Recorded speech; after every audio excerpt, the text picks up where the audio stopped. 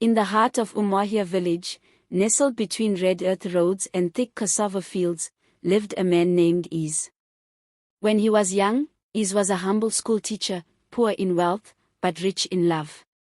His only wife then, Nena, was the very heartbeat of his soul. She stood by him when their roof leaked, when their farm failed, and when they had only roasted yam for dinner. She would kneel in prayer under the moonlight, whispering blessings into the earth for her husband's breakthrough. Years passed, and the winds of fortune finally smiled upon Is. He got involved in cocoa trade and land sales, and slowly, wealth flowed into his compound like a river after rainfall. But with wealth came a hunger he didn't know he had. Is took a second wife, Obiageli, a younger, light-skinned beauty from a neighboring village. The people talked, but Is would laugh and say, "A rich man does not eat from one pot." Obiageli's arrival changed the air in the compound. Nena bore it with grace, though her eyes lost a little of their shine. Then came the third wife, the fourth, and finally the fifth, each more beautiful, younger, and more cunning than the last. With each new wife, peace vanished like morning mist. The once harmonious home became a battlefield of charms, whispers, and jealousy. Each wife wanted to be Is's favorite. They visited herbalists, mixed powders into his soup, buried charms under his bed, and bribed house helps to spy on one another. Is, blinded by pride and pleasure, ignored the signs, even when his health started to decline. Then tragedy struck. Nena, the faithful first wife, fell ill suddenly after a night of argument with the other wives. She passed away within days. The village mourned, but whispers spread.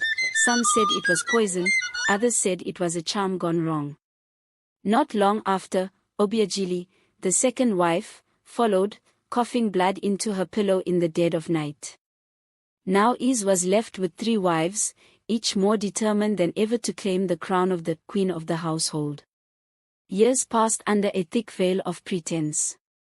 The children grew up calling each other brother and sister, but there was no true love, only silence and suspicion. At Is's compound, smiles were masks, and greetings were rehearsed. Then, one harmattan morning, Is died. What followed was chaos. The day he was buried, the real war began. The 3 surviving wives all claimed to be the rightful owner of his estate, farmlands, the family house, and the lucrative cocoa business. They turned to juju, hiring native doctors and spiritualists to secure their share. The compound became a battlefield. Calabashes broke in the night, mysterious powders appeared at doorsteps, and shrines were consulted. The children took sides, fighting over property, stealing land documents, even forging wills. Cousins became strangers. Brothers turned into rivals. In the end, blood was shed.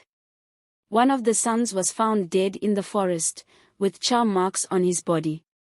Another ran away to the city, never to return. What once was a thriving family became a curse, a name the villagers now spoke in hushed tones. The people say, when a man marries many, he digs many graves. And in Umuahia, the story of Is and his 5 wives became a warning passed from mouth to mouth, a tale of greed, betrayal, and the haunting price of polygamy without wisdom.